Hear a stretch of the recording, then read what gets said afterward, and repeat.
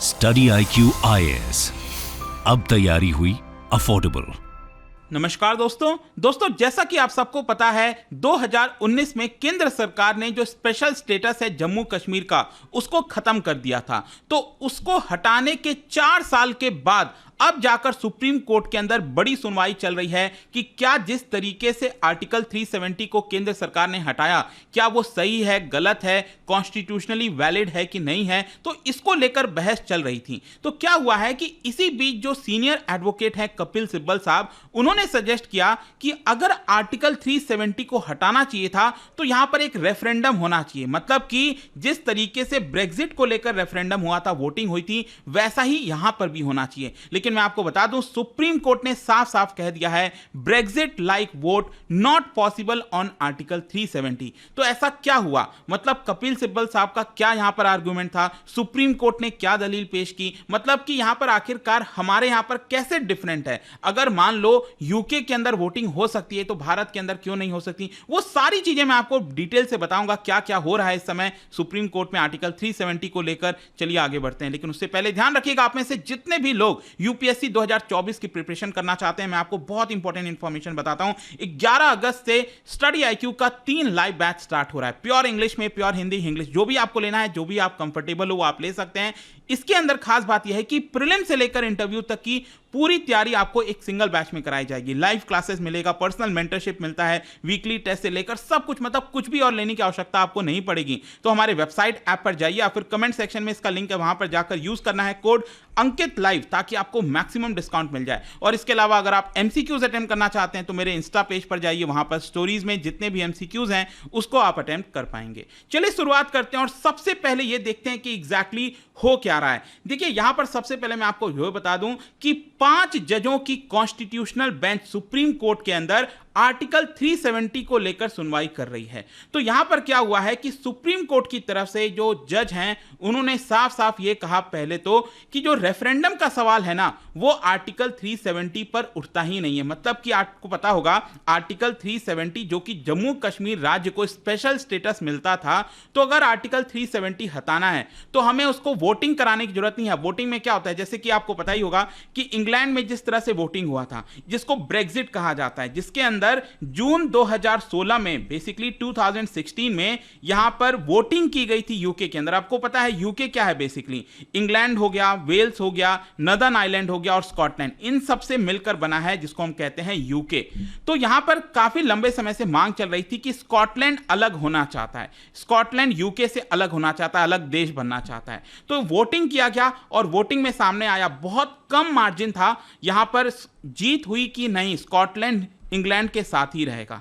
और खुद स्कॉटलैंड के लोगों ने डिसाइड किया कि हम इंग्लैंड के साथ मतलब यूके के साथ जाना चाहते हैं।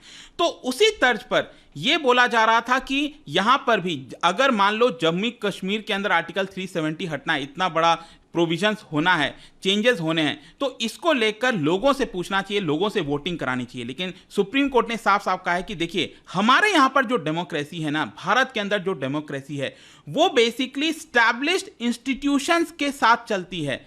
मतलब कहने का मतलब यह है कि लोग यहां पर अपने जो MLAs हैं, MPs हैं, उनको चुनते हैं और वो जो पॉलिटिशियंस हैं वो फाइनली यहां पर तय करते हैं कि आखिरकार लोगों की भलाई के लिए क्या करना है। मतलब हर एक चीज के लिए आप लोगों के पास नहीं जाते। तो यहां पर जो इंस्टीट्यूशंस बना हुआ है, इंस्टीट्यूशंस का मतलब क्या है, जैसे पार्लियामेंट, ये अपने आप में एक इंस्टीट्यूशन है, ठीक है। तो पार्लियामेंट डिसाइड करेगा। अब लोगों से बार बार वोटिंग नहीं कराया जाएगा किसी चीज को लेकर। तो आर्टिकल 370 होना चाहिए नहीं होना चाहिए ये तो सवाल ही नहीं उठता कि यहां पर वोटिंग हो। तो इसको पूरी तरह से सुप्रीम कोर्ट ने रिजेक्ट कर दिया। तो चलो यहां पर सबसे पहले तो यह समझते हैं कि आखिरकार हो क्या रहा है, सुप्रीम कोर्ट के अंदर चल क्या रहा है। देखो जैसा मैंने आपको बताया था कि आर्टिकल जो 370 हटा था उसके बाद बहुत सारे पिटीशंस डाले गए सुप्रीम कोर्ट के अंदर और कई लोगों ने दलील दिया कि नहीं आर्टिकल 370 जिस तरीके से केंद्र सरकार ने हटाया है वो नहीं हटाना चाहिए था 2019 में। तो सुप्रीम कोर्ट फाइनली अब जाकर 4 साल के बाद अब जाकर इन सब लोगों की सुनवाई कर रहा है और सबका पूछ रहा है कि आप क्या सोच रहे हो, आपका क्या कहना है। आर्टिकल 370 को जिन्होंने भी पिटीशंस डाला हुआ था वो अपना यहां पर सुप्रीम कोर्ट के अंदर पक्ष रखेंगे और कहेंगे कि आर्टिकल 370 जिस तरह से हटाया गया केंद्र सरकार को नहीं करना चाहिए था, वो सब कुछ चल रहा है। और इसी बीच क्या हुआ, जो तीसरा दिन था मतलब ट्यूसडे को जो है यहां पर कपिल सिब्बल साहब की तरफ से, मैं आपको बताता हूं पेटिशनर क्या है ना, कई सारे पेटिशनर्स हैं, आर्टिकल 370 को लेकर। तो यहां पर एक और पिटिशनर है जो कि है नेशनल कॉन्फ्रेंस के लीडर मोहम्मद अकबर लोन। तो उनको रिप्रेजेंट कर रहे थे सीनियर काउंसिल कपिल सिब्बल साहब। तो कपिल सिब्बल साहब का देखिए यहां पर आर्ग्यूमेंट क्या था कि योर लॉर्डशिप, मतलब कि वो जजेस को कह रहे थे दे मस्ट रिमेंबर ब्रेग्जिट, मतलब आपको ब्रेग्जिट याद करना चाहिए कि किस तरीके से 2016 में यहां पर ब्रेग्जिट हुआ था। और ब्रेग्जिट में क्या था, जैसा मैंने आपको पहले ही बताया कि स्कॉटलैंड के लोगों से पूछा गया था कि आप क्या यूके के साथ रहना चाहते हो या फिर इंडिपेंडेंट होना चाहते हो।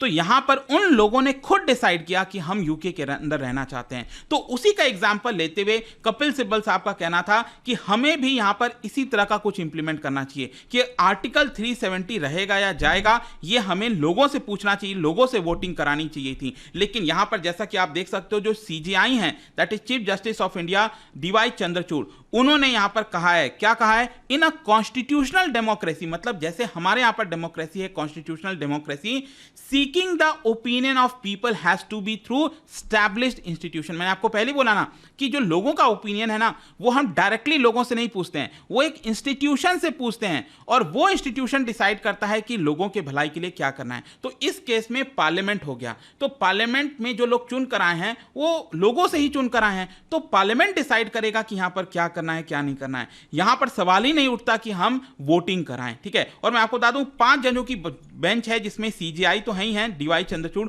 इसके अलावा बाकी के भी जजेस हैं, आप सभी के नाम देख सकते हो, संजय किशन हो गए, संजय खन्ना, बीआर गवई और सूर्यकांत, ठीक है। तो टोटल 5 जजों की ये बेंच है। फिर इसके साथ साथ मैं आपको एक और इंटरेस्टिंग चीज बताता हूं, जो पूरी सुनवाई चल रही है ना इसको लेकर भी डिबेट हुआ, क्योंकि आपने अक्सर पढ़ा होगा आर्टिकल 370 में साफ साफ लिखा हुआ है कि जो आर्टिकल 370 है जम्मू कश्मीर के लिए जो स्पेशल स्टेटस देता है वो एक टेम्पररी प्रोविजन है। आई एम श्योर कि आपने हमेशा से इस चीज के बारे में पढ़ा होगा। लेकिन कपिल सिब्बल साहब जो पिटिशनर हैं, जो यहां पर पूरा एक तरह से पक्ष में बोल रहे थे कि आर्टिकल 370 हटना चाहिए, उन्होंने ये कहा कि देखिए नहीं, ये टेम्पररी नहीं है, ये परमानेंट है। और क्यों ऐसा उन्होंने क्यों कहा ये मैं पहले आपको बता देता हूं। उनका ये कहना था बेसिकली कि जो कॉन्स्टिट्यूशन है जम्मू कश्मीर का वो अडॉप्ट हुआ था 1956 में और 26 जनवरी 1957 को ये आपका इफेक्ट में आया था। मतलब जम्मू कश्मीर का आपको पता ही है ना, जो स्पेशल स्टेटस था जम्मू कश्मीर का, उनका खुद का यहां पर संविधान था, आई एम श्योर आप सबको याद होगा।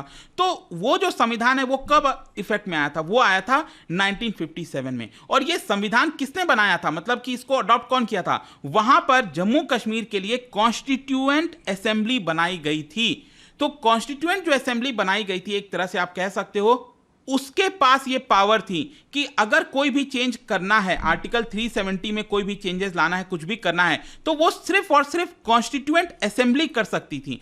पार्लियामेंट के पास भी इसका हक नहीं था, प्रेसिडेंट के पास भी इसका हक नहीं था। देखिए ये कपिल सिब्बल साहब कह रहे हैं, ये सारी दलील जो है कपिल सिब्बल साहब कह रहे थे कि यहां पर कॉन्स्टिट्यूएंट असेंबली के पास ही पावर थी। लेकिन क्या होता है कि 1957 में ही कॉन्स्टिट्यूएंट असेंबली को खत्म कर दिया जाता है, डिसॉल्व कर दिया जाता है। तो कपिल सिब्बल साहब ये कह रहे हैं कि जब कॉन्स्टिट्यूएंट असेंबली ही डिसॉल्व हो गई, जब ये खत्म हो गई, तो आर्टिकल 370 हटने का कोई सवाल ही नहीं पैदा होता। मतलब कि अगर आर्टिकल 370 हटना है तो कॉन्स्टिट्यूएंट असेंबली ही उसको हटा सकती थी, लेकिन क्योंकि कॉन्स्टिट्यूएंट असेंबली एग्जिस्ट ही नहीं करती है, तो एक प्रकार से जो आर्टिकल 370 है वो टेम्पररी नहीं है, वो परमानेंट है। आई होप कि आप समझ गए होंगे कि आखिरकार कपिल सिब्बल साहब क्या कह रहे हैं। देखिए यहां पर आप देख सकते हो उनका कहना था, once the constituent assembly created the constitution for the state and then cease to exist in 1957, तो इसकी वजह से आर्टिकल 370 परमानेंट बन जाता है और इसीलिए पार्लियामेंट के पास हक नहीं बनता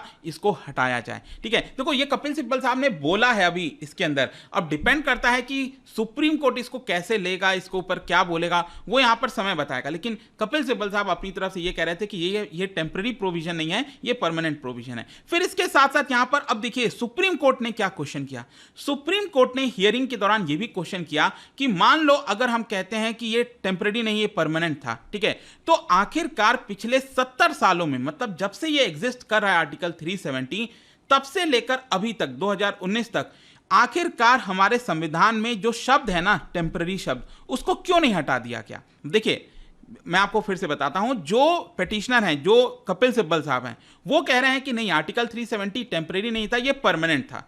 तो यहां पर जो सीजीआई हैं और जो पूरी बेंच है वो कपिल सिब्बल से क्वेश्चन पूछ रही है कि आखिर अगर ये टेम्परेरी नहीं था, अगर इसको परमानेंट हो गया था, तो इसको कॉन्स्टिट्यूशन के अंदर टेम्परेरी शब्द रखने की जरूरत क्या थी? यहां पर आपने अमेंडमेंट करके टेम्परेरी शब्द हटा क्यों नहीं दिया? ऐसा क्यों नहीं किया आपने? तो बेसिकली इसी को लेकर यहां पर क्वेश्चनिंग हो रही है। आई होप आपको समझ में आ गया होगा। कंक्लूजन में मैं यही कहूंगा कि अभी ये जो पूरी हियरिंग है वो चलती रहेगी, देखना होगा कब तक ये पूरा चलता है। यहां पर पिटिशंस डाला गया है कई सारे पार्लियामेंटेरियंस के द्वारा, नेशनल कॉन्फ्रेंस पार्टी के द्वारा, कश्मीरी सिटीजन्स के द्वारा, ब्यूरोक्रेट्स के द्वारा, कई सारे ऑर्गेनाइजेशन हैं जिन्होंने चैलेंज किया है कि जिस तरीके से आर्टिकल 370 हटाए वो हटना नहीं चाहिए। अब समय बताएगा। आई होप कि इस वीडियो के माध्यम से कि आपको एक आइडिया मिल गया होगा कि एग्जैक्टली हो क्या रहा है इस समय सुप्रीम कोर्ट के अंदर आर्टिकल 370 को लेकर। अब देखना होगा कब तक ये सुनवाई होती है और फाइनली फिर सरकार भी अपनी तरफ से अपना पक्ष रखेगी कि सरकार ने क्यों इसको हटाया, क्या हुआ, और फाइनली फिर सुप्रीम कोर्ट का जजमेंट आएगा। ठीक है, जाने से पहले एक इंटरेस्टिंग क्वेश्चन ज्योग्राफी से रिलेटेड है। पीर पंजाल और हिमालयन रेंज के बीच में क्या वैली आपको देखने को मिलती है? कौन सी वैली देखने को मिलती है? और इसका राइट आंसर आप सबको पता है, मेरे इंस्टाग्राम पर तो मिलेगा ही, वहां पर अगर आप नहीं हो कोई बात नहीं, टेलीग्राम से ले सकते हैं इसका सही उत्तर। मैं कई सारे जो एमसीक्यूज हैं वो यहाँ पर स्टोरीज में डालता रहता हूँ। बाकी अगर आपको पीडीएफ चाहिए तो टेलीग्राम पर आइए, अलग अलग सोशल मीडिया पर आप जुड़ पाओगे। और जैसा मैंने बताया था, यूपीएससी की अगर आप तैयारी कर रहे हो, just use the code Ankit live to get maximum discount. कोई भी आपको बैच लेना हो। एंड आई होप की वीडियो आपको पसंद आया होगा। मिलता हूँ आपसे next time. Till then, thank you very much, see you soon. Study IQ IAS, अब तैयारी हुई अफोर्डेबल।